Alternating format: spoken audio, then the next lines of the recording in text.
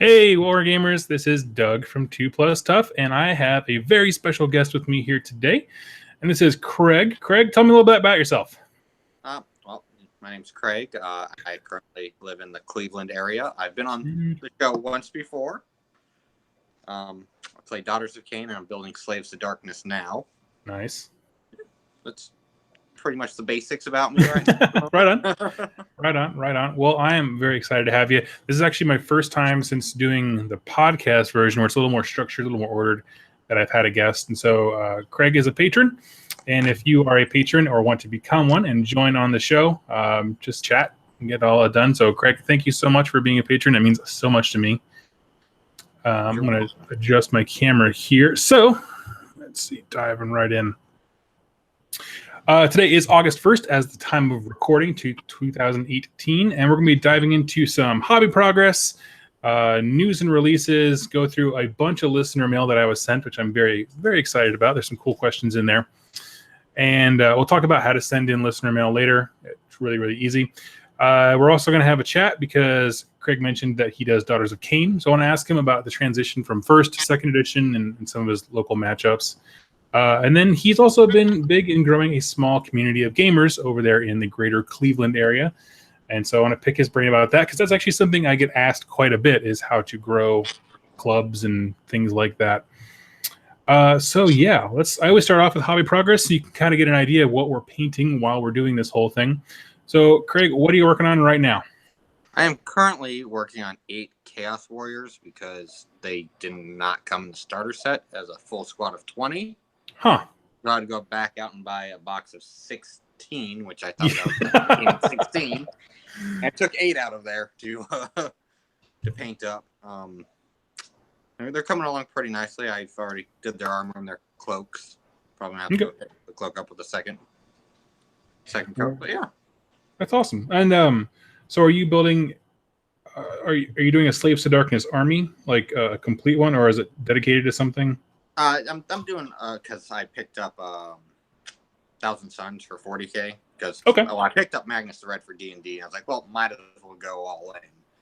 Yeah, totally. I was like, well, I'm gonna need demons. If I'm gonna have demons, I might as well have a Z-Dragon and AOS. I like the way Slaves to Darkness look over the little bird people. So yeah, that was a big draw for me too. Yeah, go on. I'm sorry, I didn't interrupt you. Oh no. I mean that's just how I got to Slaves to Darkness is because I didn't like the bird people. Yeah, I like the Acolyte models, but I didn't feel like they were in a good place to like build an entire army off of. Yeah. But I never really cared for Zangors. It took me a while to kind of come to that conclusion. That's awesome. So you're trying to make it so you can have your main Tzeentch force be kind of cross-platform, like 40K and AOS? Yeah, right. That's kind of the plan. So I did end up picking up some of the Zangors and stuff because they could be used in 40K. But oh, totally. No, they're super effective unit. And I think in both games, I'm not mistaken. Yeah, I know Skyfires are good. I haven't tried them out, and I haven't figured out list building in 40K yet because I've been focusing on AOS with everything going on. Totally. But and I haven't even played with any of the Slaves of Darkness yet or anything. I like to build and have everything painted before I put it on the table. It's kind of a personal rule. Nope, I'm the exact same way. It's not. I don't require it of others, but it's kind of my personal standard to have everything. I like to play it painted. Yep. So that's really cool, man.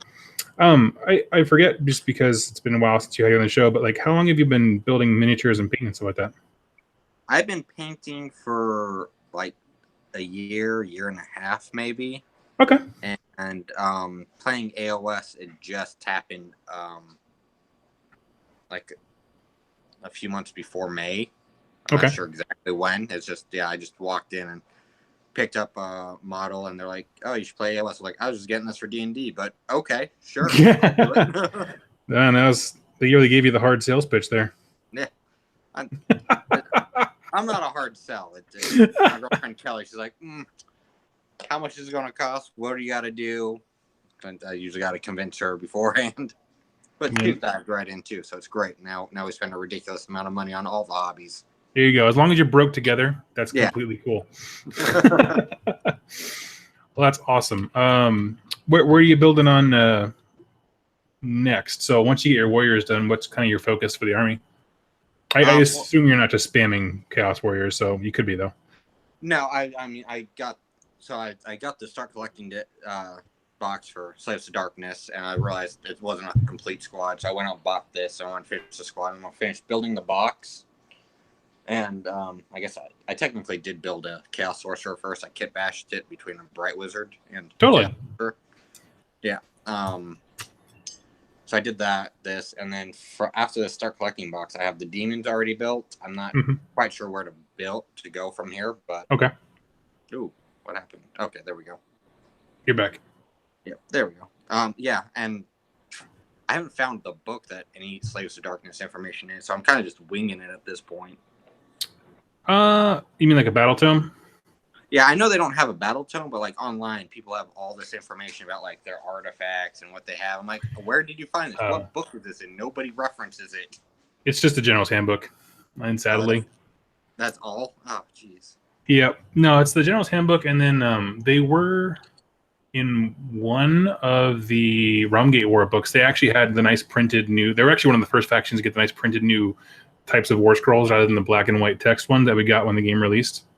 Oh. But they never, and that was just like to support Archeon. It was just like, hey, here's Archeon, and you're probably going to need some crap to fill out the army with it. So that's basically all it was, to put it really simply. So it's, yeah. That's probably where I'm going to go next is paint Archeon, since I do already have him. Yeah, no, and he works seamlessly with that army because Zinch keyword. So it is legit. Let me see here. Pardon me, I'm just pulling up the chat. That's fine. You didn't do your hobby progress, by the way.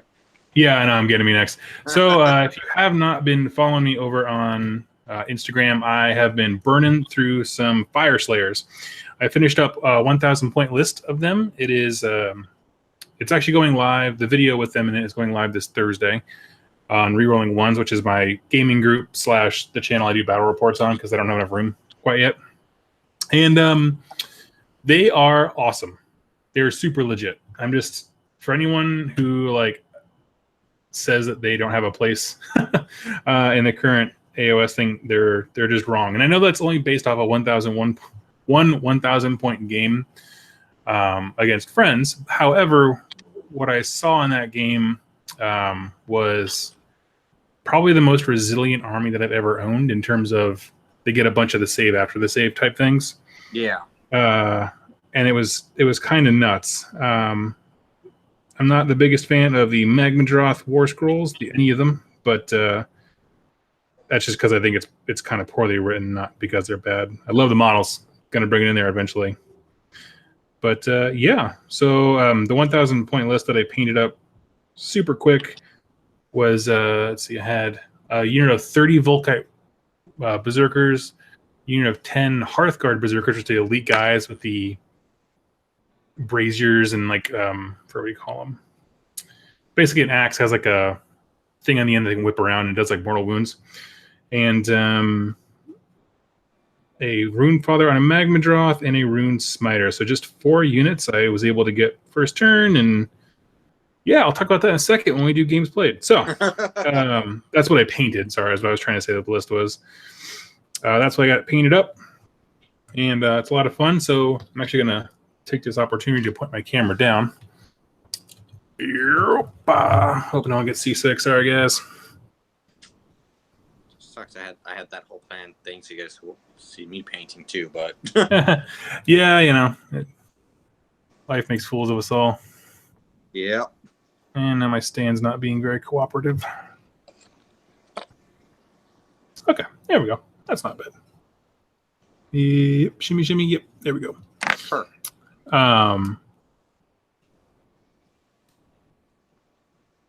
There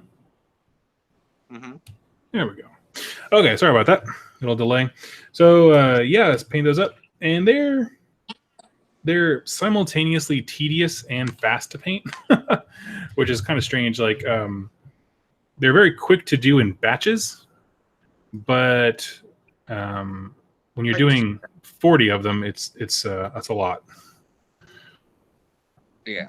So, yeah. And really what it is, it's just most of these, I call them rescue models, where it's somebody already built them, did some of the flesh tones on the base. So I'm just kind of fixing up the skin a little bit and then doing everything else. So it's made them really, really quick. I hate assembling models, and so I like having that already done. Yeah. But I don't like painting them when they're fully assembled. Like, I don't know how you do that. Mainly, I just screw up a lot and then fix it later.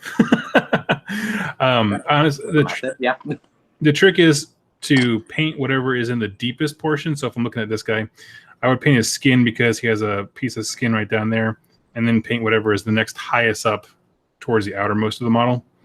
That way you're not going in past things to try and paint it. Generally speaking, it works out pretty well, but not always. What I'm going to have painted next time, I'm actually not sure, because this weekend we are picking up Night Haunt for Jess to have her army. And so we're very excited about that. Was reviewing some color schemes with her today, and we're going to go, if you've seen the basic chain gas guy, like the unit of 20 you get in the Soul Wars box. Yeah. Kind of using those as like scheme testers. And so we're going to go with like almost a Kolia green shade bluish body, like the ethereal stuff, and then purple like cloak shawl thing, whatever they're wearing on over them. So yeah, it'll be nice. Jess will be on the channel a little bit more coming up pretty soon, so she's stoked, and I'm stoked to have her. It's mainly just working out schedule stuff with work. Yeah, gotta get that stuff taken care of, obviously. Yeah. Yeah, exactly. Yeah, no fun until work happens. So, all right, moving into games played. You play any games this week? I did. I played against Stormcast from the Soul Warriors box yesterday. Yeah, yesterday. Last night. It was a it was 15-0 by the fourth turn, and we're like, yeah, we're just gonna call this. Okay. I think it. So what happened was, the guy I was playing against, he got the first turn and he went hero phase straight in shooting phase, shot something. I was like, wait, you're not planning on moving? You're like, oh, I totally forgot. Like you could take it back. You go ahead and move. My guys haven't moved yet, and you're still able to hit them when you shot. We're all good. But he didn't want to take the move, and I think that like ruined his mood for the rest of the game. That's strange. Yeah. So well, like he tries to play like by competitive like competition rules all the time, where he can't take back turns or move. I was like, I'm trying to play for fun, so it's all fine. But I think it ruined his mood, and then he kind of lost focus of the game and just kind of made more mistakes as we kept going. I see. Yeah, it looked like he was beating himself up, but I got my canary in the back right next to his guys and tied up his leaders, because we're playing Duality of Death, so you needed a hero on the points. Tied up all his heroes, and I just sat on the points the whole time. And they got my witch elves over there as soon as the canary went. Mm-hmm. And I took the Dimension Blade from the Realm of Shadows. So I had -3 Rend, so I on my blood cauldron on the Avatar of Khaine. So when his forces finally made it up to my cauldron, they were getting demolished. I really felt bad for him. I would, unless he didn't want to take it back. I mean, I understand. I also force myself to kind of eat my mistakes, because I remember them better. Yeah. But if someone offers it, just take it. I mean, actually, that's not true. If someone offers it and you're going to be in a bad mood about it, just take it. If it's, he's apparently like one of my friends is like a good friend of his too, and he's like, oh yeah, he likes to play by competition rules all the time, so he gets better at it, but he beats himself up a lot about it too. To remember, I'm like that. I mean, if that's how you like to play, but I don't know. I couldn't do that. I get that. No, I respect that. Especially on like the first turn, like it happens. Right. Nothing. Especially when nothing on the game state has changed. Like nobody's moved. I mean, you can always put models back. Whatever. I can't express enough how oftentimes, like through the power of editing, we make mistakes fix on re-rolling ones. Not, we just get super jazzed with the game and forget something stupid, and you're like, hey, mind if I shoot this thing? Yeah, sure. You know what I mean? And obviously nothing about the game has changed. The game's not fixed. You just forget stuff. It's just life, man. Yeah, no, 2 weeks ago when I was playing, apparently, like, Witches Brew lets you reroll failed hits. And apparently I just started doing that on all my guys, because it was the Legion of Blood I was fighting, and during Path of Glory, he stomped everybody, and I was winning. I got really excited. I wasn't paying attention to what I was rolling, and I was re-rolling everything on everybody, and he pointed it out this week. I was like, "Oh man, I'm sorry." Yeah. And I didn't realize, like, I didn't even think. I was just excited. Yeah. You never think that you're the cheater. Yeah, I know. I was like, "Oh, well, I need to pay more attention to what I'm doing from now on." Yep, absolutely. Right on. So for me, the only game I played was the Fire Slayers Battle Report, which is going up on Thursday. Like I said, I don't want to spoil too much, but I will talk about the army a smidge. I do want to have a dedicated video to them once I get a few more games under my belt. But I was just surprised by their resilience. Because having a 4-up save that goes away, the more guys die. My thing is, I tend to play horde armies, and so I always see my units dying very quickly. Mm-hmm. And so it didn't solidify in my brain what it means that, like, yeah, their save gets worse the more of them die, but if they just don't die, then you just have this huge horde. And so that's kind of exactly how it went, because I had this mega horde of Volkites that didn't really need a lot of support. Just kind of plotted up the field and did what they needed to do. So it's, I don't know, very strange. I lost a lot of units. It was a very bloody game because I misplayed the heck out of the Hearthguard. Oh no! So I had a lot to learn there. So basically, if you're not familiar, Volkite Berserkers get a save after the save based on how many are in the unit. So if they have 20 or more, they get their 5-up armor save, and then a 4-up save after the save, whatever you want to call that. Not an invuln, but you know what I mean. Still no pain. Yeah. Yeah, a 4-up, which is huge.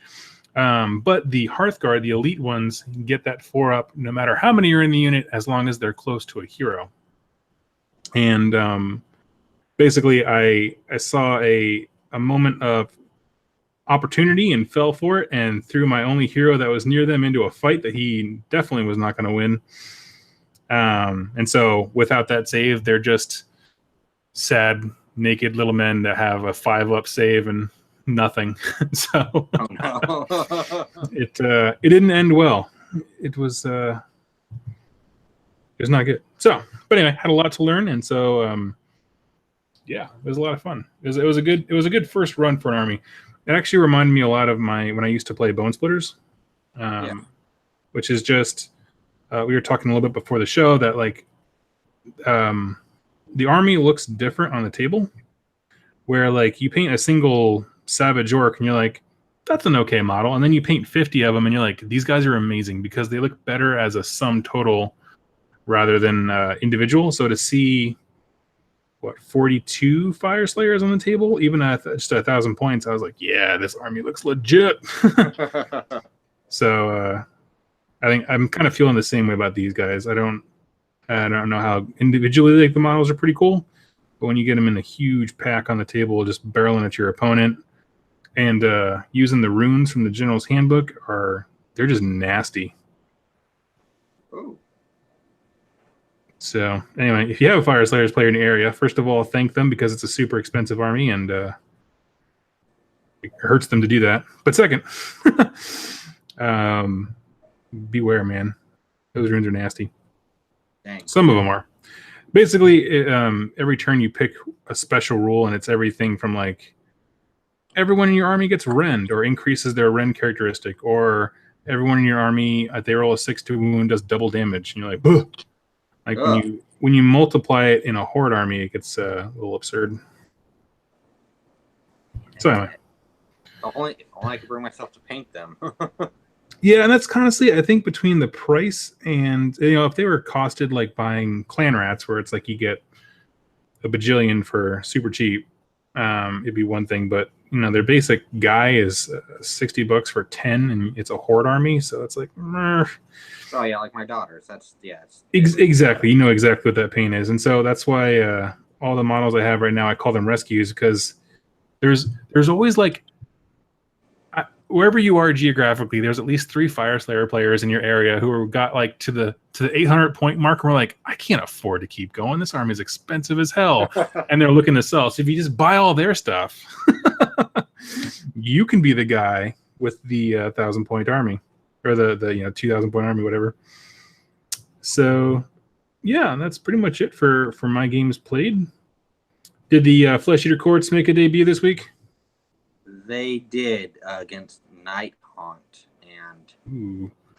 Night Haunt, I'm not sure if you played against any, but so far everybody in our group, I have not played against them, so I'm not 100% sure personally, but everybody in our group says, yeah, they suck to play against. You don't want to play against them right now. Like, it's just ridiculous. Really? Yeah, like they're just I don't think any Night Hunt player has lost a game unless it's to another Night Hunt player in our group. Like, Cool. Well, I see Jack Ballard is in the group. He's part of my friend group over at Rerolling One. So just so Jack knows, I am getting Night Haunt this weekend. Yeah. Suddenly #2 real. Jack, so you know, it's based on their leader. Take out their leader, find a way to get over to them, and just demolish the leader. Because apparently, if you do that, their whole army falls apart. Nobody's been able to do it yet, but it's right. Yeah, this is an effective plan on paper. Yeah, so I mean that's what my plan. Like I have. Well, we'll talk about when we get to the Daughters about my plan for Night Haunt. Okay. No, I actually I'd love to hear that. So let's move on along here. So don't get bogged down in any section, because I could just sit and chat all day. Let's see. Yeah. Doing really briefly, looking at news and new releases. Up this week for pre-order, I think last week was all Kill Team stuff, so nothing from last week that came out for us. But for pre-order, we have the Evocators on Dracolines. These are the heavy infantry-looking bros. Let me see. I would say the Stormcast models, these new ones, look really good. Like, I kind of want to play Stormcast just because of the new models. Yeah, it's pretty legit. So I'm going to do a screen share here. Ooh, fancy. Can you see what I'm seeing? Yeah. Okay, yeah. So I have the Dracolines, which is cool. They actually put out a little lore video for them today. If you're listening online on the podcast version of this, it's the kind of like bulkier, they almost look like a cross between a dragon and a dog more than like traditional dragon. Yeah, I'm sure it's a lion. Dragon lion. There you go. Dragon lion. And then I'm assuming this is an alternate sculpt for the Lord Ordinator. Is that? I think it is, because it doesn't say as well as the Lord Ordinator with Astral Grand Hammer. So I'm assuming that's just an alternate one for the Malign Sorceries guy we got, or Malign Portents guy, which is cool. I love his little case. It's just like that really does that for me. Like that's awesome. Yeah, it kind of plays up the engineer aspect. There's going to be some sweet conversions, I can already tell, for this dude. Oh, yeah. What's interesting is he actually be a really good base model to use if you wanted to make a custom Lord Relictor. I kind of like that. It's almost a similar pose, but he's got some cool other details going on. Oh, yeah. Because up to this point, all you have is the one from the original starter set forever ago. And then you can make, of those Dracoline bros, you can put some hero guy riding atop them. I do like the way those look too. Yeah, Stormcast are looking really good. Right, yeah, the Stormcast stuff. It's one of those things. Like, I didn't care for them and their aesthetic a whole lot in the beginning, and that changed when they released the Vanguard stuff. Because up till that point, I felt like a lot of their models were very static. Like nobody was moving. Yeah. Which is the truth with the Lord Ordinator there, but with the Dracolines, like there's obviously that sense of motion. And in the Vanguard stuff, they have the Paladors who are riding the Final Fantasy Chocobo creatures or whatever like that, and they're all like this perpetual motion. And I think that looks amazing. And so, yeah. What else is there? I love the dynamic poses for it, because I like to set up the models after I paint them as a display. Totally. Yeah, I think when we move, we're doing the same thing. Yeah. Oh, the Nighthawk also look great, but Kelly's starting to collect those, so I can't want them. Yeah. So next thing coming out for pre-order this week is the Nighthaunt Junk, which is, I mean, this. Okay, I'm gonna talk about this at the end anyway. But so we have I think it's the Lord Executioner, if I'm not mistaken. The text is kind of covered up on where my camera is. So then you have the 2 new units. Now I'm kind of undecided on these ones here. These are, what are these? Dread Scythe Harridans. These are the phantom ladies that have like scythes for arms. I like them personally. I love their pose, like they're all in motion. And I'm kind of okay with like the scythe arm. They almost look like gene stealers. But Yeah. I don't know. I'm undecided. Maybe when I get them in hand, I'll fall in love with them. I'm picturing the Death Wizard that you could get in that little wizard box. His scythe, just swap those out with theirs, like roses all over them. Oh yeah.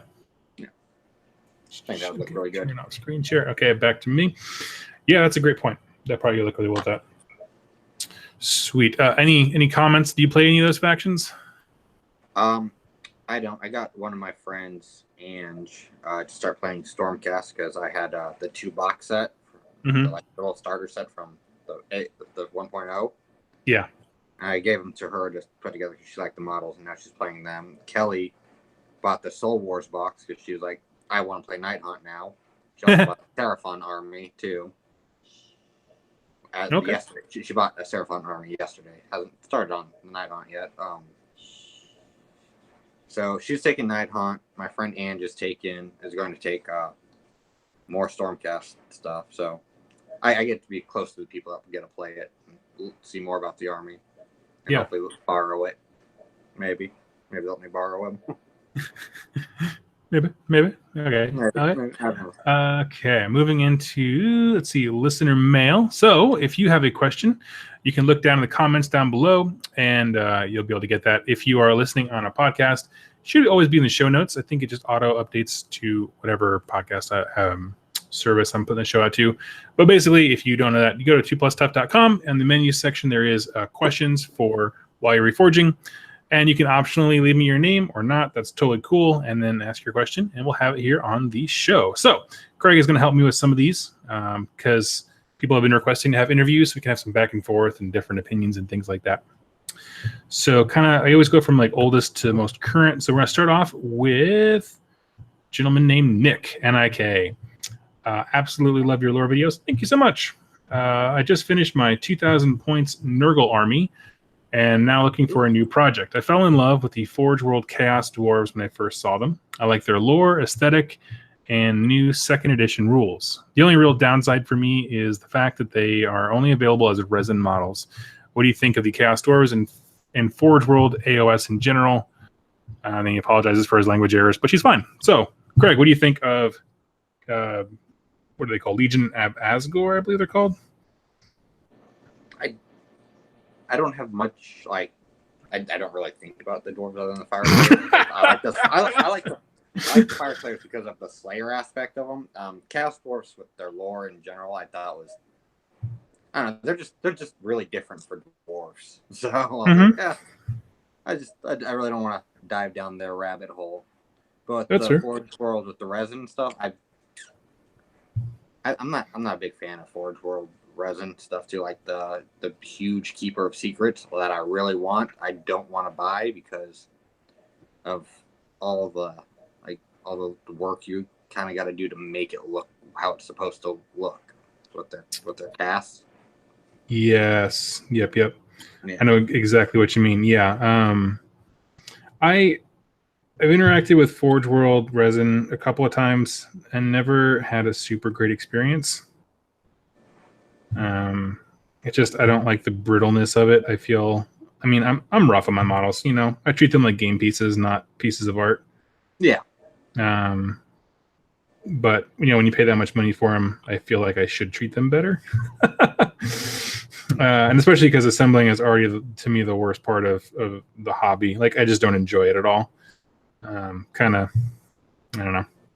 But that's like my opinion of Forge World in general. As far as like using it, I'll play Forge World armies. You know what I mean? All day. I think it's awesome. If you find something that you fall in love with, just bring it. You know, as far as like the actual Legions of Asgore stuff specifically, I think some of the models are incredible. I think some of them are getting a little bit dated. You know, and I support Games Workshop, like obviously as much as I possibly can. I shop there for everything to support the company, with even with just like buying the battle tomes and things like that. Like I think that faction could get a little more love if they wanted to get my dollars. Yeah, I mean, but some people who are super attached to their lore from the old world are really, really into them, and like I don't want them to go away. We have a local guy named Sean who does that army, and they look absolutely amazing. I think honestly they're probably just like the Fire Slayers in the sense that like they're better as a whole rather than parts. Yeah. But yeah. As far as building resin models, good luck to you, man. I don't particularly care for it, but somebody must because they still for sale.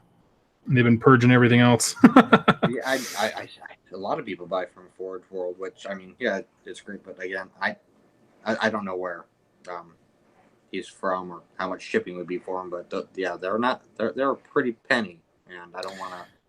Yeah, they're nothing's cheap. Okay, moving on. Let's see here. The Miniatures Paintbrush asks, "Hey Doug, I wanted to know how you get to use images from GW for your lore episodes without violating their IP." That's all you. Yeah, Craig, your thoughts. Hot take. No, if you just literally type in YouTube, what do they call it? YouTube Fair Use. They have an entire tutorial for content producers to understand fair use rules and things like that. I mean, yeah, it's constructive discussion about their products that generally points you to buy them, with the exception of Skirmish. That's literally the only video where I've had pictures of something and said, meh, you can pass. Everything else I'm pretty excited about. Let's see here. Next question is from Michael. Korgus Kull is such an interesting character, which stands out in a Khorne army, which doesn't tend to have much in the way of character design. Yet he seemed to disappear after the events of the Orb Infernia, which is the last Realmgate War book. He seems to have wandered off, not even showing in the final climactic battle of the Realmgate Wars, and so leaving off his unresolved conflict with Vandus Hammerhand. Did I miss something? Was this left open? Thoughts, opinions? First of all, do you have any strong thoughts? I don't know how knowledgeable you are on Khorne lore. I got their battle tome. Yeah. And that's about as far as I got with their battle tome and your lore videos, obviously. I thought I was really into Khorne, and then I started learning about Tzeentch, and I'm like, oh, Tzeentch is way cooler.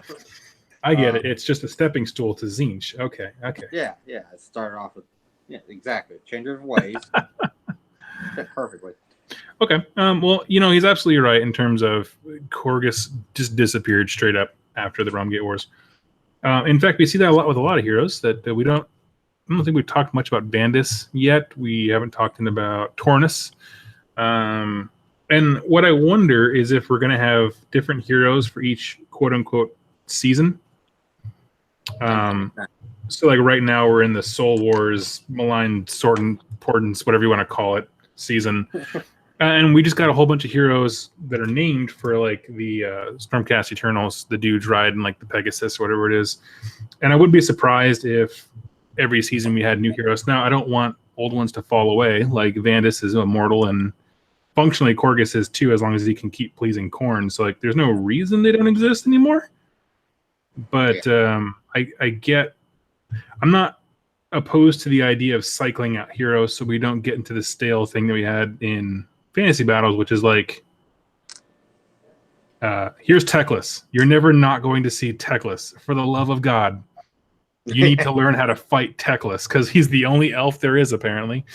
You know what I mean? Like that kind of, like maybe cycling out their roster is probably not a terrible thing. I mean, I don't think their war scrolls are ever like super busted. I know Brent locally had a bad experience on rerolling ones once with Vandus, came and cleaned his clock out, but I don't think he's busted or anything like that. No more than a normal Mighty Lord of Khorne who can delete a unit already is. So yeah, I mean, that's probably to answer the actual question. He did disappear. You're absolutely right. You didn't miss anything. But I wonder if that's part of the larger direction the company's going to cycle through heroes of each season. This way you can kind of pick and choose whatever heroes you want to use to best fit the narrative you're trying to do in the tabletop at that time. And it doesn't seem like the War Scrolls are really going away. Like Vandus is still available, I believe. I know the app's having trouble loading up all those kind of peripheral ones. Like Jack was telling me that Korgus Kul is not in there, which to me sounds like an oversight, but I don't. Yeah, it probably is. I mean, that they haven't updated a lot on the app. Totally. Yeah, like they took them quite a while to get the Silver Tower people in there and stuff like that. Yeah. So I don't imagine he's gone. Yeah, I don't imagine he's gone for forever. I expect a giant, just from listening to what you're saying, like a giant campaign with all the heroes showing up for it. That'd be legit. Yeah. I mean, if like Nagash was just like boom Royal Rumble and it was just like a WWE match of all the greatest heroes we've seen so far, that'd be amazing. Yeah. They kind of did it with End Times. Why wouldn't they do it again at some point? Okay, if they did that and had like a huge hero mash, whatever you want to call it, and they could literally have an undead character named the Undertaker, and that would be the greatest thing ever. Like, that would be just the sweetest. You might be too young for the Undertaker, but yeah. I know who that. Okay. Undertaker. I don't make assumptions about people. Oh, but they'd be missing a giant opportunity if they don't take that. Yeah. I don't. We need to get a hold of them right now. There you go. Boom. Someone's probably watching. G-Dubs. Make it happen. Give us the Undertaker. Okay, next question. Let's see here. Oh, for some reason, I just kind of copied the first one. Okay, here we go. Gustav says, hi, Doug. Do you have any ideas or hopes for the future of the Dwarden gods? Regards from Sweden. Whoa, Sweden. I'm kind of conflicted.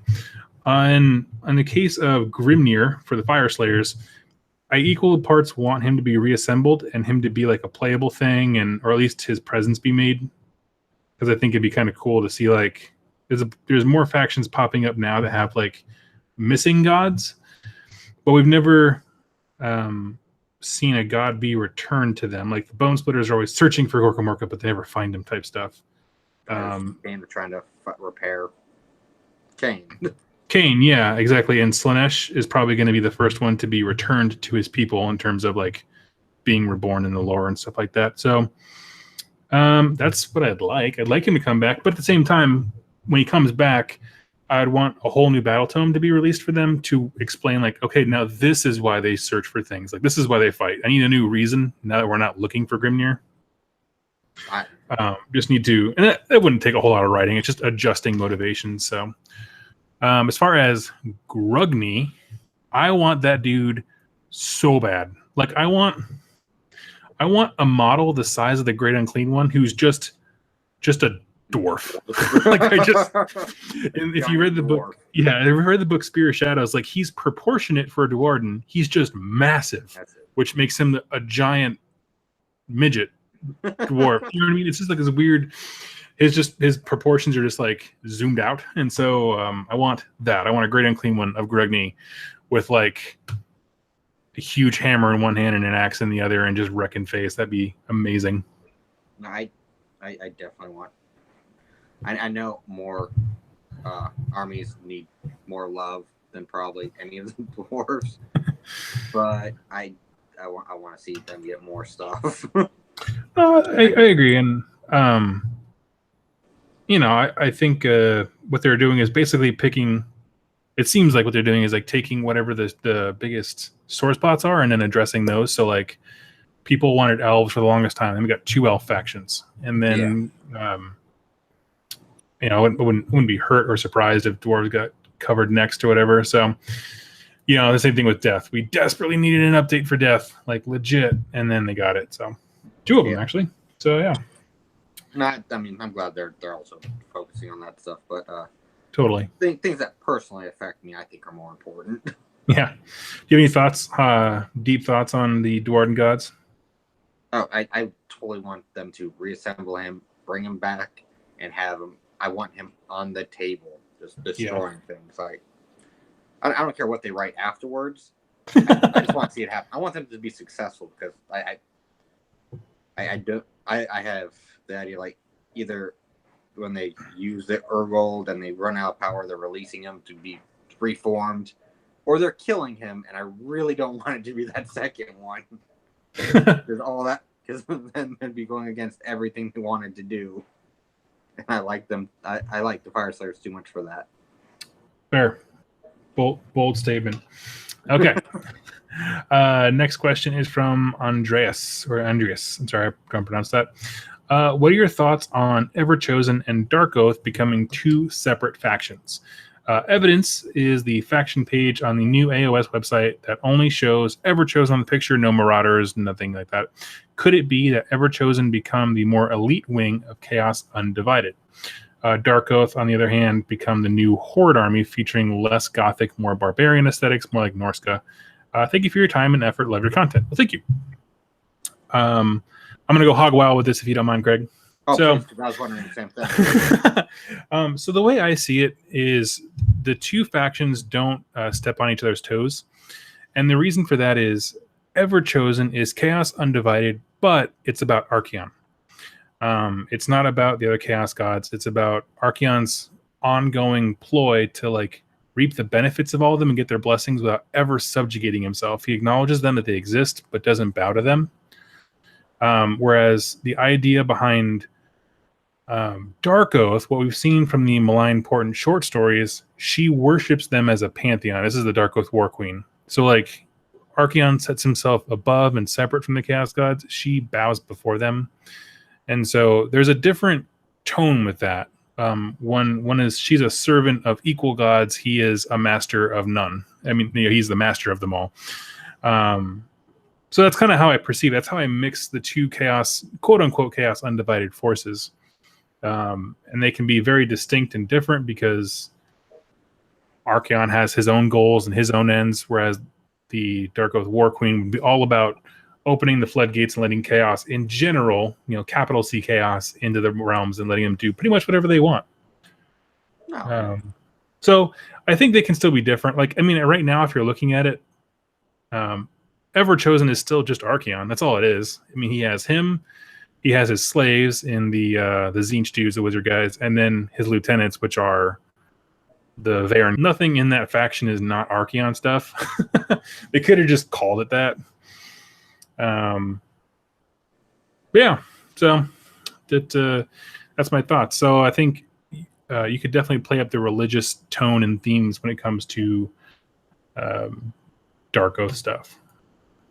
Does that seem succinct? Does that answer the question? it answered mine, and I mean that, and like why even separate Archaon from the Slaves to Darkness part doesn't really make much sense to me. But it doesn't. I was desperately hoping when the new edition dropped, they would add Everchosen as one of the keywords that they could take. Yeah. So like all Slaves to Darkness units can assign a keyword and then become that faction. So if they take Khorne, they can become an actual Blades of Khorne unit. And I just desperately wanted them to do that. But yeah, instead they just kind of didn't do that and then got rid of our battalion. So I couldn't take my undivided but chaos dedicated stuff. So it is what it is. Okay. Next one is from No Name. Okay. I know him. Yeah. What are the spirits of Dorthu lore-wise? Do you know the answer to this? No. Okay. I have not done research on this. My good friend Mark from Rerolling Ones gave me the Sylvaneth Battle Tome many moons ago to review, and I didn't. So this is before I got super into lore stuff, so I have to revisit that. I'm going to do eventually a Sylvaneth week, so we'll tackle that at some point. Dan Unsworth says, have you ever thought of making your own tabletop game? If so, what would it be?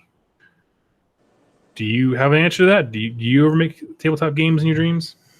I mean, I've been playing D&D and stuff like that for a while, and the how I got into like tabletop games in general was a friend of mine in high school. His dad invented his own sort of role-playing game, so I kind of had like ideas about how like that. And my friend John also invented his own. I kind of want to do like a Cthulhu space type of thing. Nice. I was thinking of for an RPG, but every time I run D&D, I realize how unbalanced I make everything. I'm like, I just be horrible at it. There's a reason why it's a dream. Yeah, fair enough.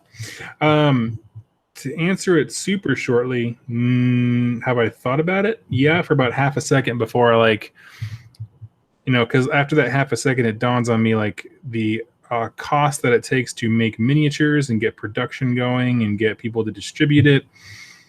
And Kickstarter. Oh, Kickstarter! I hate Kickstarter. What? So like, I don't know. I've seen too many fail. I suppose I'm just kind of jaded on that one. I mean, it takes a lot of research to make one successful, but you could do it. It's worth a shot. I also don't have a great idea.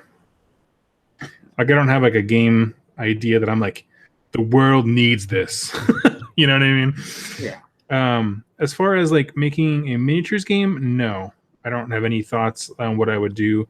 As far as a game in general, I have considered. What I need is someone who can make rules, because I have an idea for game, but I don't know how to make it into rules. So basically, what I want is it's a cooperative game where you and your friends all take a different calamity. So one will be like natural disasters, one of your friends will be diseases, and your idea is to work together to kill the people who are on the Oregon Trail. And so it's a big play on that's my idea for a game. So I love it. Hashtag trademark. So you're reverse playing the Oregon Trail that people from apparently our generation played when they were younger. So you're trying to kill the settlers, and so you get to inherently be all of the terrible diseases that infect the poor travelers. I love it. So I would buy that game in a heartbeat. So much dysentery for days. So yeah, whoever's diseases would be the MVP the whole time. Yeah, so that's my dream game. I don't know how to make that a thing. So if you are a game designer, reach out to me and we'll make some fun 8-bit art of Oregon Trail pioneers dying of terrible diseases. Okay. I got just a few more. Some are coming in right now. What is your opinion of the minor factions with few models and or no battle line units and leaders? Which one would you like to change? Say what? Don't even get me started. Oh my god. Oh no, they got you started. They didn't even leave their name. So go ahead. Pick one. Skaven. I've been trying to help my friend get into Skaven, and he wanted Eshin. No, is Eshin the assassins? Yep. Yeah, he wanted Eshin, and they have like nothing. There's nothing. Yep. There's nothing to make them work. And if you want to play Skaven, you either need to go pick Scryer or Pestilence and make that work, or you have to go Chaos Undivided. It's ridiculous how little they let you work with it, but you could pick the other clans and not have an army at all. Like, you don't just pick assassins for your whole army? That makes no sense. Why even support it? Like, it drove me insane trying to help him with an army. I get that. Did he just like kind of the aesthetic of like having the assassins? Like, I don't know. I guess what appealed to him about that? He just like, because he knew about like the lore and stuff, and he really liked their lore, so that's what he wanted. And then he was like, yeah, you can't just do that anymore at all or ever. Maybe one day, but not now. Yeah, I did a video on my thoughts on Skaven. I really want them to have like just one book that's all Skaven, and then Pestilence can be different because they worship Nurgle. Kind of gets diluted in there, and so they can be separate. That's fine.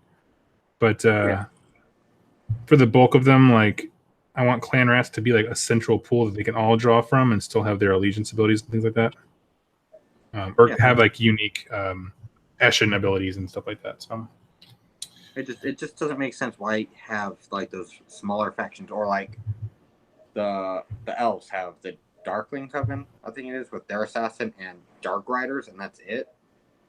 I don't know why you bother making that into a quote unquote faction. Yeah, they can't do anything.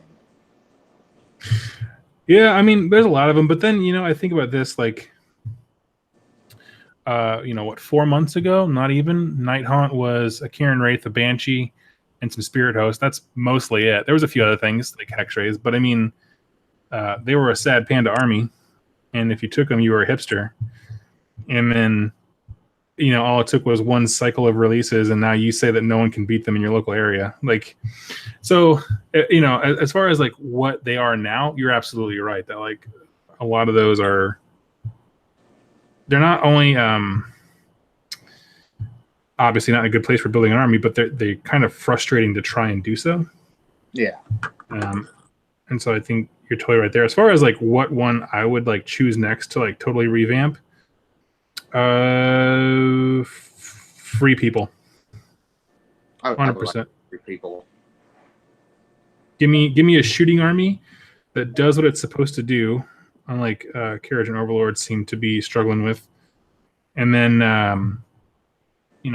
having humans in the stories and things like that is going to help us as readers understand them a little bit more and understand the world, because that kind of, we don't relate to superhuman electric men like Stormcast, but we would relate to a free guild officer. So that'd be mine. What would you fix next? I do like that free people's one, but I after dealing with trying to figure out how to build a Skaven army to make it work, I feel like Skaven like oh yeah, we got chaos, all this chaos stuff, and Skaven's like, yeah, they're chaos, but we're just gonna push them off to the side and pretend they don't exist. Everybody but Pestilence. That's what it feels like to me. Totally. I don't even like them. I just feel bad for people that try to make all that stuff work. You're just mad for other people.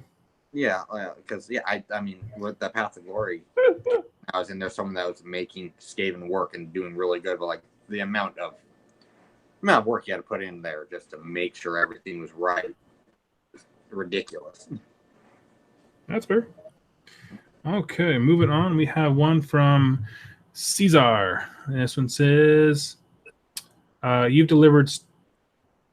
assuming this is discussed Stormcast interaction with Alariel as one of great concern and moral question. Do the Stormcasts not view the ability to shape a god as weakness? Like, we can't change Sigmar, he's fighting far too mighty for mortals. So when I did my Stormcast review, I mentioned that the Sylvaneth, when they remade Alariel, put them in a moral quandary, because the question I asked is, what does it mean to form your own god?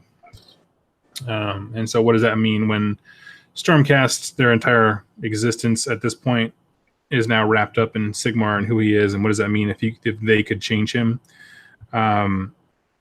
It's possible. I just wanted to pose an interesting question as far as like they could certainly block that out and be like, Sigmar is mightier than Alariel and he'll never change. But I think that undermines some of the importance of that scene, just because like all the books make Stormcast more relatable.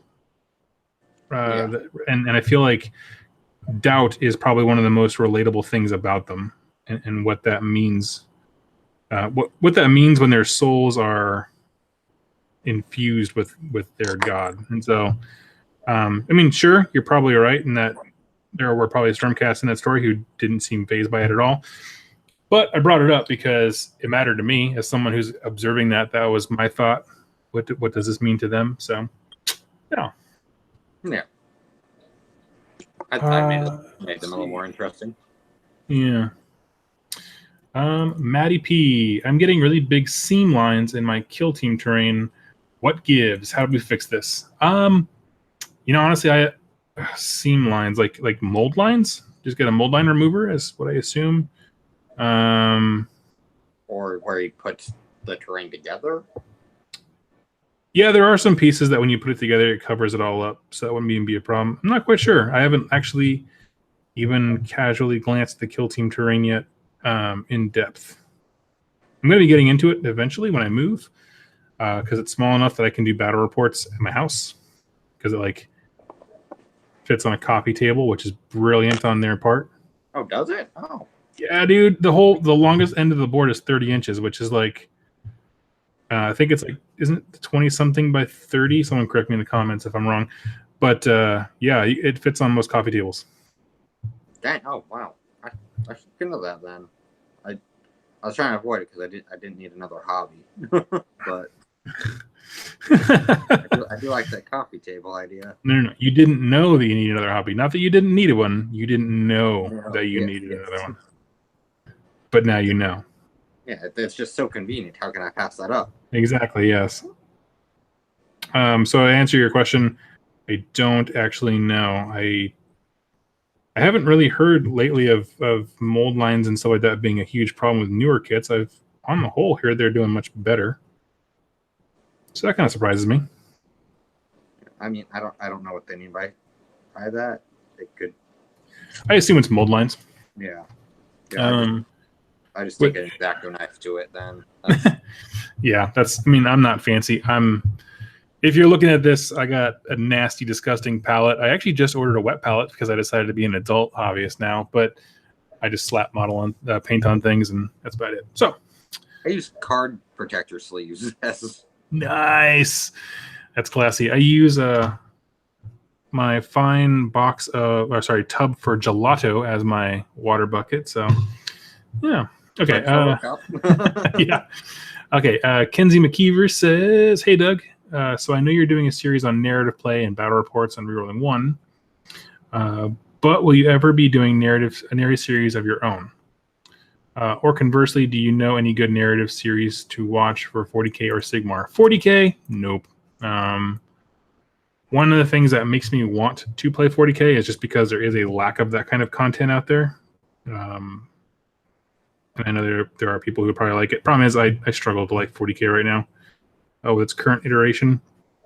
As far as people doing narrative, like I'm assuming campaigns and those kinds of things. Oh, actually, go back to your first question here. Will I ever do one of my own? Absolutely. Yes. In November, I'm moving to a new place. If you didn't know this, my patrons are amazing, of which Craig is one. One of the goals I had was if I reach a certain amount, I can move into a new place, and that basically the patron money makes up the difference in rent between my current place and one with another bedroom. So with that other bedroom, we're going to use it as a studio and start producing battle reports. So, and that is in November. So that's to answer your question. Also, if you're interested in becoming a patron, go ahead and check it out. It's in the description below. But so yeah, that's kind of the impetus for that. So the narrative reports of my own are coming. I'm probably almost never going to do a hardcore competitive one. It's all going to be probably like mini stories, sets of like 3 narrative games that are bound together with a cohesive mini campaign type thing. So yeah, I like that. Yeah, I mean, just keep it fresh. That way you can like paint something up. Get some games in with it. Have a friend. We could probably film an entire series in an afternoon if I had a friend over. Just crank 3 games and boom. Gonna have to make a trip over there. There you go. Come to Seattle. We have fish. I mean, we have more than fish. We have like rock and roll museum and crap like that. But most of my family's still in California. I could make that excuse, like, I'm coming to visit, and sneak away to Seattle. Yeah. Legit. Right on. Okay. Then as far as other channels, I don't actually. Do you know of any other like narrative game channels? Not for like Age of Sigmar. There was one. What was it called? They're doing Mordenheim for a little bit. Mini Wargaming. Yeah, Mini Wargaming. Yeah. I think they did narrative for Mordenheim, but nothing for like Age of Sigmar or 40K though. Yeah. Mini Wargaming is probably the best suggestion I can give you, and that's just because they do. Matt, who was one of the owners there, he does great campaigns. They'll have it soon then. Yeah, actually, I think they were going through a campaign series, and it was awkward because it's right when the second edition came out. So the actual last 2 games, the finale of it, were playing new edition rules. So it was a little bit. I'm glad they did, but it was still a little bit strange to kind of adjust because you're trying to learn the game, but narrative stuff is about not necessarily following all the rules. So it was like, Is this them? Is it not them? But go check them out, and I would say definitely follow them on YouTube. Just understand that when they do narrative campaign stuff, usually what they do is they release a video on YouTube for free and then put one in what they call their vault, which is like a paid membership platform where there's a whole bunch of videos with that. So, yeah, but it's good. That's probably the only one I can suggest because I don't personally know of a lot. If you have a channel that is all about narrative game stuff, let me know and I'll put it on the next show. Next question from Finn. Finn. My cat's name is Finn. Good job for you. What was your favorite rune for Fire Slayers if you played the Allegiance abilities, and what lodge are you playing under? I made my own lodge. I'm still working on a name. Nah. Yeah. I made a name. My rune father's name is Bale, so Bale Grimnir is this full name because they always take Grimnir as their surname. That's yeah. So anyway, as far as because there's no like specific lodge rules yet, I'm sure if we ever get an updated battle tome, we will. So right now they're just like the Fire Slayers. As far as what rune is my favorite, the one that lets this short stubby leg little guy move 8 inches, where it has +4 to their movement, is it's pretty sexy. I'm not gonna lie. Like came up pretty important in the game we did, so keep an eye on that for rerolling ones. In addition to that, the one that says on every wound roll of a 6+, you do 2 damage. It doesn't sound like much, but in a horde army, when you can chuck that many dice, it's a lot, and it's on melee and missile weapons. So every single model in the entire army has an axe to throw. So when you combine all the shooting they can do, and then they're in melee with something, and each one of them has, the Volkite Berserkers have 2 hits each. So it's just like, it's a lot. It's a lot more 6s than you'd be expecting. And so, yeah, you can eat through some stuff pretty quick. Yeah. Do you play Fire Slayers at all? Do you have an opinion on that?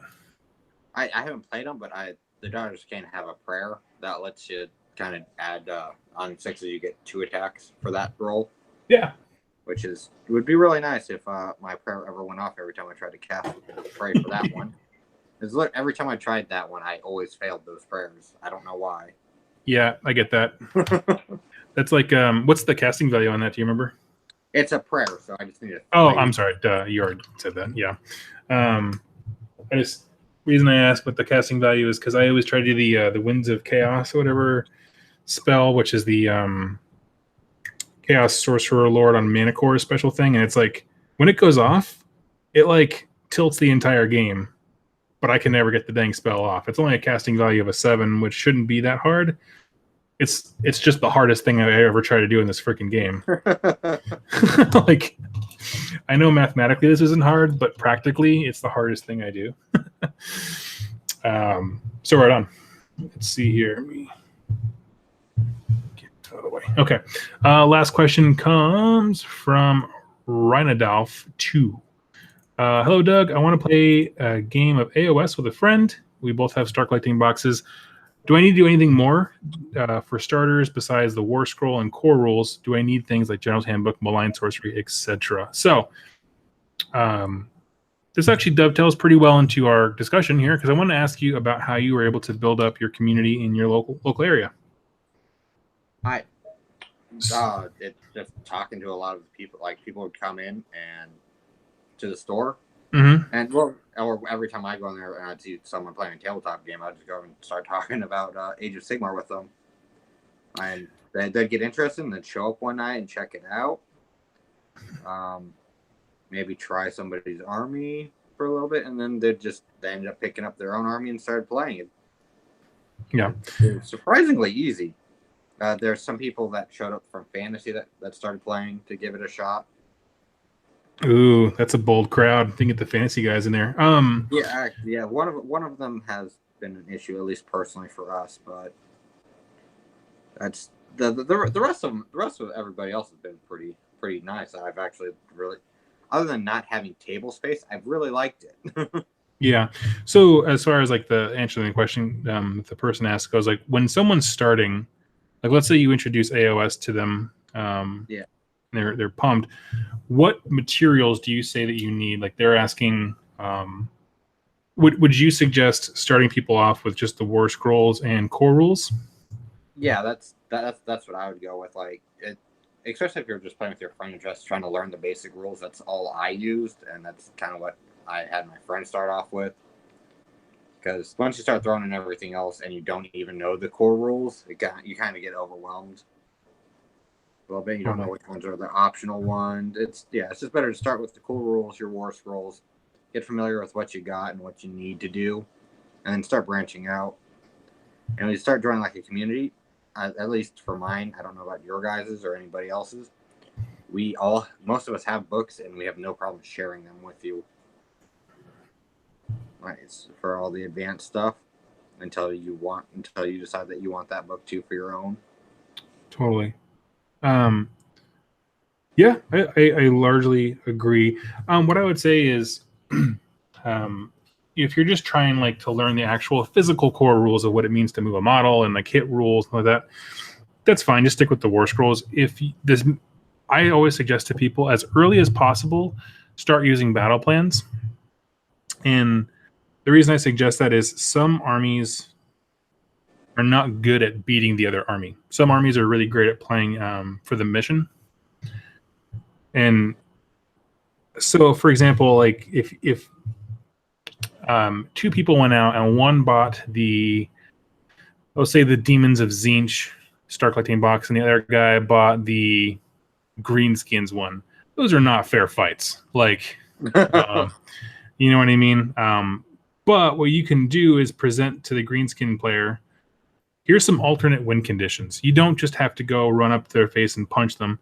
You know what I mean? If you make your orc boys enough of a threat, and hey, and your leader sits back here and covers this objective, you can still win. So now you make your opponent act differently. You know what I mean? Like, yeah. And that's the only reason that I suggest going for battle plans as early as possible is like you can change certain armies that can just sit back and shoot magic, or just shoot in general, like have to play differently when there's a mission involved. You don't have to get up in there in order to, Yeah, exactly. And so I think that's good. And plus it just gets you used to the idea. I mean, almost all of AOS is played with battle plans of some kind. Yeah. And so to that end, like I think the core rulebook has several missions in it, if I'm not mistaken. Pretty sure it does, yeah. Yeah, I know. I mean, even just the 18-page pamphlet has the one where it's like, you each have one objective. You know, whoever has one objective or both or whatever it is, I don't know. There's some mission in there, but something like that. So that's kind of my suggestion is keep it as minimal as possible and do a battle plan as soon as you can. So tell me about. So we're going to transition here into kind of one of our main topics. So we're going to talk about daughters and playgroup stuff. You did mention earlier that like you had someone who's kind of being a problem. Tell me about how you and your group kind of dealt with that and what was going on. I mean, we really haven't dealt with it. I talked to someone else about it. They're like, he might just be one of those type of people because we haven't met him before. He might be one of those people that just rub people the wrong way or not. But like, he's from fantasy and he took his dark elf and made them Daughters of Khaine, and he played against really just Kelly so far that I know and another friend of mine. But right after the game, I went and talked to him. Like, they didn't have the objectives on the board. I'm like, what happened to the objectives? Like, oh, it doesn't matter if you kill the opponent's army, you get a major victory. I'm like, yeah, but they could go take the objectives and win while you're just trying to kill the army. Like, and he's like, well, it's irrelevant because that's not what happened. I'm like, oh, okay, that's being really condescending about this. I was just pointing out how they could have won for somebody else, like how I won, but Interesting. awesome. So, sorry, just so I'm understanding correctly, he basically got his army to a point that, like, he thinks that rather than playing any kind of missions, he's just going to delete the opponent and then win. So there's not even a point of having objectives. Yeah. Oh, okay. Yeah, which, I mean, sure, if that's your goal, that's fine. You play your army that way, but the other person needs the objectives up there so they can win. Yeah. Okay. Well, yeah, that's exactly what I was just talking about, right? Some armies aren't as good at killing. Yeah. I mean, he, in his defense, he did say that they had them up there, but I walked up on turn 3, at the top of turn 3, and there's no objectives in sight. So, which yeah, the win objective was just grab both objectives, and their opponent had units that can fly, so they could just flown over taking the objectives. Especially with this whole 6-inch thing now instead of 3. Yeah. And you can control it after you leave. Like, they could have won, but the objectives were gone. So Okay. and then when we're talking about building Daughters of Khaine, like I was giving, like, in my experience using these units, and he's like, "No, you're wrong." I'm like, "Okay, the brand new units you haven't bought yet, and I'm the one that's wrong." Yep. That's makes a lot of sense to me too. Like, I'm just, my method right now is I don't want to discourage anybody or cause a giant problem, so I'm just kind of waiting to see. Maybe he's just defensive going into a new game or whatnot. I don't know. I don't want. Yeah, it's hard, especially when you have a smaller community, to kind of roach those players. I don't have a lot of experience with that when it comes to Age of Sigmar, but I did have a lot when it came to War Machine, which is actually my first miniature game that I got into. Which is it just required a conversation, I know you think your army is really great, super hot stuff, but if you don't put anyone else's win condition on the table, you're right, they'll never win. So, what I mean? And part of that is just what I would suggest is the next time someone plays that person, obviously put objectives on the table. And if there's any objections or questions, then you can have the talk about, well, this is what my army does. You know what I mean? Or like, this is how I intend to beat you. Yeah. And yeah, because part of it is like, again, you don't know unless you're actively catching you in the act. And I'm one of those people who thinks it's perfectly okay to just pull your models back and say, okay, I'm going to play someone else. Yeah. Like, I'm not interested in a game where we're just running at each other and punching each other in the face. I want a more tactically diverse, because there's more win conditions game, and just step away. Like, there seems to be this idea that, like, you can't do that. I've seen that on a few forums of, like, people who is like, no, it's just a game. Yeah. Walk away, play with someone else. His opponent was like, I was talking to him, and they're like, yeah, I was done by turn 1 at the beginning of the game, just because the attitude he had. Like, I didn't really care anyways. I just wanted to be done with him like that. That sucks. It does.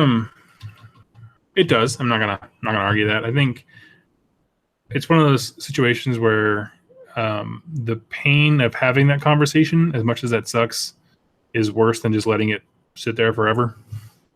Again, don't pressure it, but just next time it comes up, just have the gamer to gamer talk. Yeah. I didn't get to see this week how it went down, but he was playing against the guy with the Blood Legion, and I know he would take care of it in a second, because he's right on. So, I mean, moving away from negative. Yeah, I mean, just folks who are not enjoying the hobby and themselves and things like that. So I know that, are you kind of one of the leading I guess leaders, I should say, of your local area? So I'm not sure if I'd say leader. It's just a lot of the Do it, own it, take that mantle.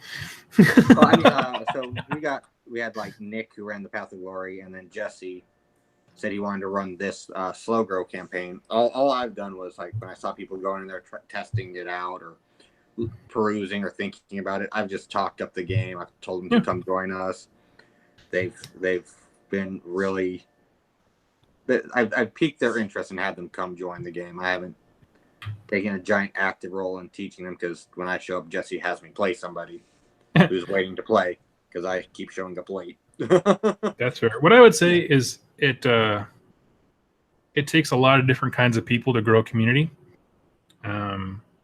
So, for example, can you imagine this guy you're struggling in your gaming group with having that same conversation of just inviting people to join you? No. Because it doesn't sound very friendly, right? Yeah. So sometimes just being friendly is kind of like the best contribution there is to a community. So good on you. Yeah, I try to. I always try to talk up the game whenever I see anybody thinking about it and everything. Yeah. I like having more people to play because it's more diversity in the armies and people there. No, I totally get that. I mean, it's like, well, there's some in the emails, right? People, thank you for all you do for the community. I don't do a whole lot. I don't feel like I do a whole lot for the community because in my corner of the world, all I do is really just hang out with my 4 friends who have another channel. Yeah.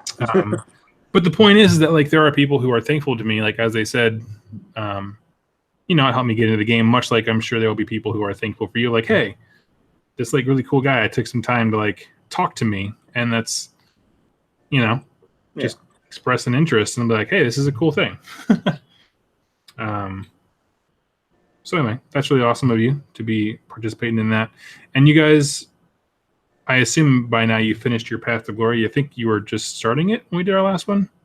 Yeah. That was a few games in the last time we talked, and we finished it, and now we started on a slow grow campaign where Nice. I'm still playing my Daughters of Khaine because I couldn't. I want to do. I was thinking Fire Slayers and Daughters of Khaine, and then I started painting one Fire Slayer, as I told you. And I was like, not feeling this painting them thing. So it's stick on my daughters. It's a little soul sucking on Naked Boy number 30. Yeah, I'm glad I stopped at 1 then. I get that. Yeah. That's cool. So moving into Daughters, I'm kind of moving away from the community stuff. First of all, like on the surface, how has the transition from first to second edition been? On the surface with Daughters, negligible. There was an FAQ that made which is kind of helped me win last night because I didn't know about the FAQ, and we found out about it at the end of the game. That turned my Blood Cauldron, because it's not on the keywords, into a behemoth, whereas in 1.0, I guess it wasn't. Okay. It wasn't on the keywords. So, like last night in the game, I ended up with a 3-up save because I was in cover and everything. And I technically shouldn't have had that because I rolled some 4s and whatnot, so I should have failed those because they had rend. So that's what I'm finding annoying. It's just some stuff, minor changes that they've put in there that hasn't transitioned to the app all the way.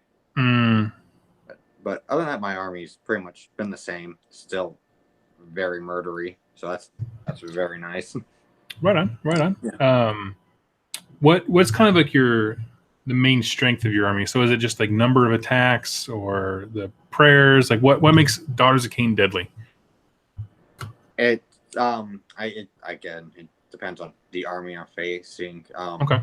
If it's like go cap those points and everything, I love the harpies, just the drop in, and I just kind of bait my end. The daughters are great because people want to hit them first to lower their attack, so I just stay just out of reach of them, so they have to come and get me and pull away from the objective and drop the harpies on the objective, because that's all I want a game. By doing that, just make them overstretch. Yeah, exactly. Yeah, or if it's just like I need to get in there, just the run and being able to run and charge on the same turn is amazing, because I get up there, I get in their face. I always give up the first turn if I win it. They're like, no, you get to go first. Get close to me. run and charge, and then just the 40 attacks. So I run them in squads of 10. Mm-hmm. A lot of people say like do 30 so to get more attacks, more chance to miss. Squads of 10 have never failed me yet, so I was like, I'm not going to drop another $60 quite yet until I start seeing a reason to. Is that with Witch Elves, not Sisters of Slaughter, right? Yeah, it's with Witch Elves. Sister of Slaughter, they have a larger pile in, but I haven't really seen the need for that either yet. Okay. So my Witch Elves just demolish things with their 40 attacks. It's amazing. So nice. Their saves. I wish their saves could be a lot better to live. But I did learn that they have a 6-up Feel No Pain, and I played all my Path to Glory without that. It would have been really What? Yeah. I really wish I knew that. That's awesome. Yeah, it was a nice surprise to find out. Like, oh, I'm going to use that. Yeah, that's a good rule. Yeah, makes them a little more survivable, which is really nice. Instead of just like, oh, you hit them, they're dead. Nah, whatever. Yeah, totally. Well, that's the thing. Like the 6-up save. I mean, I had it for Bone Splitters, and these guys have a similar type save when their armor goes away and stuff like that. But it isn't. It just saves you the bit here and there. And if you're running minimum size unit of Witch Elves, like a little bit here and there, and what that army does, like it's gonna just eat people alive. Yeah. Little bits at a time. That's exactly what it needs. Yeah. The biggest thing now, since everybody knows what the Daughters can do in my gaming group, is I used to just have my cauldron up front with them as well, just wrecking house. But people are like, oh yeah, if you destroy that cauldron, your army kind of falls apart because you ain't gotten your saves not increased, your prayers are gone, the avatar's gone. Yep. So I'm like, so now I gotta be a little more careful with that and keep it in the back. And people just try to come after it now. It's not as enjoyable when I don't get to surprise them, because when you say what it does compared to seeing it in person, it's different things. Exactly. Yes. That's cool. That's cool. So I know you're building your Zinch. Are you still keeping the Daughters? Oh yeah. Oh, I'm definitely keeping. I'm never gonna get rid of it. I wanted to keep my first army that I had. And I really just got the second army because I wanted something else to build, because I got all the models for Daughters of Khaine and no more room to put them on their own shelf. So I was like, oh, time to move on to a second shelf and pick a new army. That's your measurement of time when you fill up the shelf. Yep. I got it. So I got both sets of the Harpies. I got the Heart Renders, right? Mm-hmm. No, Bloodstalkers are the Archer Snakes. I got them, which they work a lot better than I thought they would. That's cool. For what they do, yeah. Because I wasn't trying to focus on anything shooting, but I picked one up. I was like, yeah, might as well try it out. Got Marathi. She's really nice. And yeah, Witch Elves. A lot of Witch Elves sitting up there. Did you? Fire Warlocks. Have you built and painted have you built and painted your Marathi yet? Yeah, I did. That was because I got Marathi first for D&D. That's right. Yeah, did not come out that well. Sadly. Oh my gosh, they never do. Yeah. The big Marathi, like her wings are all messed up. I couldn't get the wings to stay on. Took me and Kelly holding them on there with a blow dryer just to get the wings to glue and harden. Because her wings kept falling off. They were so heavy. It was ridiculous. I'm like, no. So mad. I almost threw it across the room. I was like, no, I'm done with this. I'm done touching it. That's awesome. Like, I had to go pick up my friend, and she's like, okay, I'll keep holding them. And it's like an hour drive because a half hour there and half hour back. She was still holding them, just sitting there. I was like, I wasn't going to move till you got back. Oh my gosh. So if someone wanted to start Daughters of Khaine, what would you suggest for them? Like if one of your buddies was like, that army sounds amazing.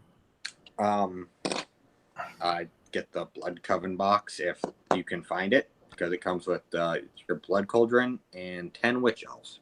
Did they stop making it? it was out of stock for a while, and I've been seeing posts online that people are finding it again. But I never bought it directly from GW. I always had to pay over market price by quite a bit just to get one. But if you could find one, it's a nice because you get your main force of your army, which is like the Blood Cauldron, Right. or Blood Rectifying if that's what you're going for. And 10 Witch Elves for like 85, which is pretty good because buying just the Blood Cauldron alone from Fantasy at a store was 85 with no Witch Elves. Oh. Yeah. Savage. Yeah, Witch Elves are 60, so yeah, you pretty much just got the Witch Elves for free. Yeah, that was a big factor in me not going whole hog in that. I really thought they were going to repackage the Witch Elves and give them a price adjustment. Yeah. But I think how it worked for me is I didn't know any prices of any of the other armies, so it didn't. I was like, oh, this must be reasonable pricing, and I did a review on it. I'm like, well, I'm already here. I know, like I've been looking at so much at Fireslayer stuff, which is also a very costly army because it's expensive. It's same problem as the Daughters, which is it's an expensive horde army, so you need lots of dudes. But I'm pricing this out, and then we started pricing out Jess's Night Haunt. So I'm like, splitting starter boxes and things like that, and I'm just like, man, this is so much more affordable. Like, I completely get why people start with these armies. Oh my goodness. Because I think we did the math, and it's like several $100 cheaper to do that one. I was like, oh. Oh, geez. That sucks. Yeah, it's all good. I actually, from used things that I got, like worn models that people already built, I actually have just about all the Fire Slayers I'll ever need. I think I need 20 more Volkites, and that's it. Oh, okay. Yeah, that's not bad at all then. No. And that's to have 2 Mega Squads. I don't need Mega Squads. I just think they're more effective. Yeah. I can't find any, but like I tried looking for pre-owned Slaves of Darkness / Zeech stuff, and nobody has. They're selling stuff all together, and I want to pick and choose from what you have, or they're not selling what I want. I'm in a weird position with them. Yeah. What all do you need? Like what all do you need, like unit wise? Oh, I'm basing it off of looks. I really like the Chaos Warrior looks and the Knights that they have, and then I wanted more pink horrors, but not painted weirdly. Like pink horror should just be pink horror. I feel like that's what they should be. There's a paint named after them, and I don't know how to strip the paint off the models. I feel like I need a lot more demons because I'm just gonna have Slaves of Darkness in there, a few squads, a few demons as battle line, and then summon them in. Yeah. I understand how it works correctly because I don't have an army that summons, so I'm not sure. I just want to have a backup, and then I wanted to get some more Screamers, and then the Blue Scribe. Yeah. I can't find a Blue Scribe yet. So. No, he's a hard one to find. Yeah. Just it's hard to keep him in stock. He's really good in both games, actually, from what I understand. No, I really like the way it looked. I'm like, I have to have that. It's hilarious. Yeah. Cool. Yeah. So before we adjourn for the evening, because I have to go feed my poor wife, who's so patient and loving, do you have any closing thoughts you want to put on as far as Daughters of Khaine, or kind of like taking that first step to build local community? I mean, I just be friendly and just talk to people about your hobbies. It seems to work really well. Yeah. Show that you're excited about something, and people are going to feed off that and go with it. I completely agree. Yeah, I mean, it's interesting. People, I think, get anxious when it comes to describing what they're passionate about because they feel like they have to sell it. And it's like, no, don't sell it. Just be excited and share that excitement and what excites you, and try to do it in a just a way that is inviting to others. And that's kind of all it is to it. So how about Daughters, if anyone wanted to start anything there? I'd go if you find the blood coven, go with that. You definitely need like a blood wreck shrine. It's the centerpiece and it looks amazing. And it'll keep everybody alive longer and do a lot of damage. And if you're looking at to build an army, please, I highly recommend True Believers. So you get that avatar activated on their second turn instead of the third. Yeah. And you can start using your prayers for other things like Crimson Rejuvenation or Cataclysm of Murder. They're really nice. They're really fun. They're fast. And it's great watching people just, you can run and charge. And you're trying to roll all those dice. Oh my God. Okay. What aren't you good at? And then they punch you back and your girl's crippled to death. And so, yeah. Oh, yeah. Just, oh, geez. That's funny. Awesome. Well, thank you so much for joining me, Craig. It's a lot of fun. Love to have you back on. I want to hear all about Tzeentch Slaves of Darkness. We should just have a night where we just nerd out about that, because that's what I did all of last year with, and obviously it was the last edition where you couldn't just summon for free, quote unquote free. But I want to pick your brain about that because it's a affection that's near and dear to me. Anyway, till next time, anyone watching, thank you so much for joining us today. And if you want to join Craig and see his hobby progress with that, he posts quite a bit over on Patreon. We have it's basically like a social media site where you can share pictures and do polls. You can obviously be on the show here with me, and you can also hang out with other awesome people as we talk about nerd stuff. So thank you so much for joining me, Craig, and everyone else. Y'all have a wonderful night. You too. Bye.